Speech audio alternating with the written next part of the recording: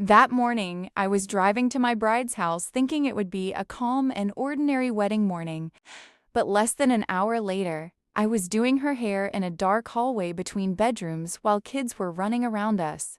And her drunk father kept suddenly appearing from around the corner wearing nothing but his underwear. And the strangest part was that the bride acted like all of this was completely normal. Hi everyone! My name is Julie and I'm a professional makeup artist and hairstylist. For many years, I've worked as a bridal stylist, helping brides get ready for one of the most important days of their lives.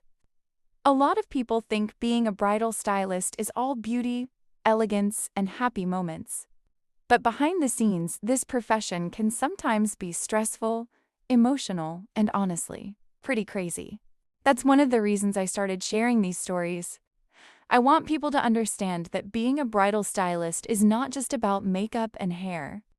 It's also about staying calm under pressure and knowing how to handle difficult situations. This is my second story. You can find the first one on my channel, The Groom Left on the Wedding Day. So, let's begin. This story is based on real events that happened many years ago, which is why I can finally share it now. For privacy reasons, I changed the bride's name, the wedding date, and I won't mention where this happened.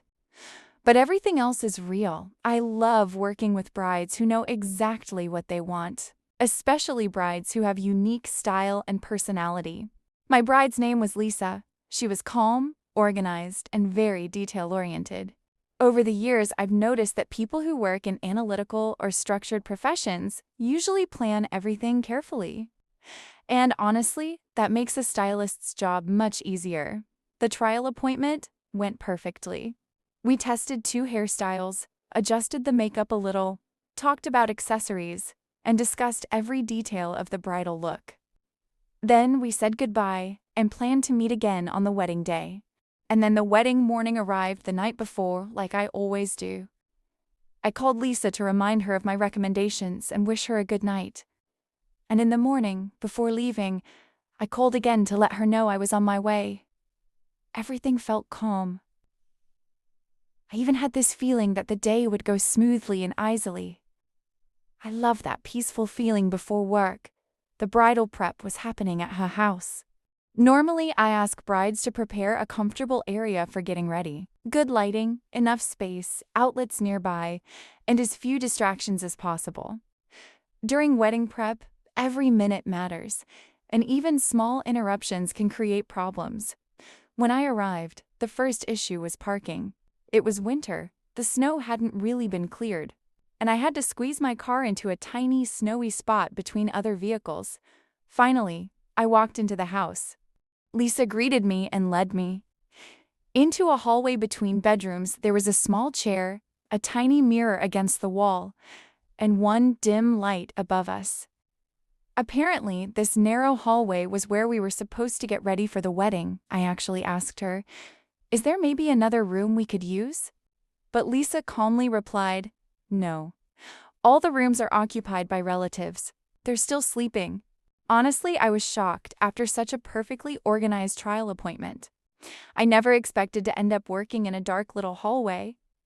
Thankfully, I always bring my own professional lighting equipment. Otherwise, working there would have been almost impossible. I set up my things as best as I could, tried to relax, and started working on her hairstyle, and then suddenly, a loud male scream came from somewhere deeper inside the house. I jumped so hard, I almost dropped my tools. A few seconds later, an older man suddenly walked around the corner, wearing nothing but his underwear, and he was completely drunk. At that moment, the only thought in my head was, "Oh my God, what is happening here?" And then Lisa calmly said, "Don't worry, that's my dad.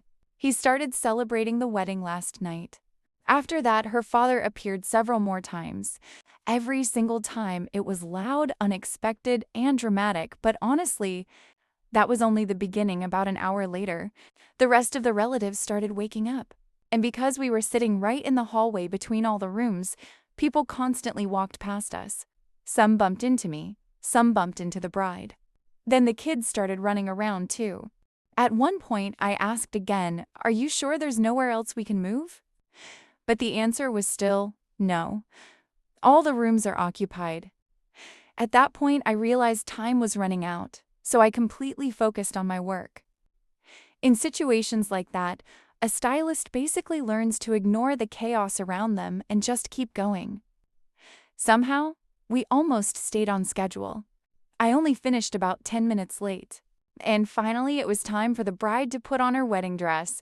Lisa led me into another room farther down the house, honestly, after everything that had already happened. I was prepared to see absolutely anything when that door opened. But when we walked in, I froze. It was a beautiful, bright bedroom with a large window and perfect natural light. There was a vanity table with a mirror. The wedding dress was hanging neatly by the wall, and the veil was folded carefully on a chair. Yes, the room was a little messy, and the bed wasn't made. But compared to that hallway, it felt luxurious. And finally, I asked, "Lisa, why didn't we just get ready in here?" "Because my fiancé slept here. He needed a good night's sleep before the wedding." I looked at her in surprise and asked, "What about you?" And then she said something I would remember many times afterward. "It's okay. Let me be uncomfortable today. I can handle it. Because starting today, a lot is going to change. And beginning tomorrow, everyone else in this house will be uncomfortable, except me." After that, we quickly finished getting ready. The photographer and videographer arrived, and the wedding filming began. I packed my things, said goodbye, and left, but for the rest of the day, I kept thinking about what Lisa had said. To this day, I still don't know what kind of dynamics existed in that family or what happened after the wedding. But I did learn one thing. Sometimes people are willing to tolerate a lot in order to reach a certain goal, although, honestly, maybe there are situations where tolerating things goes too far. What do you think? Would you sacrifice your own comfort on your wedding day for the sake of one goal? Or is that too much? Let me know in the comments what you would have done in my place and in the bride's place too. Thank you so much for watching, and I'll see you in the next video next time. I'll tell you the story of how I unexpectedly ended up attending one of my bride's weddings not only as her stylist, but also as a guest from her side. Bye.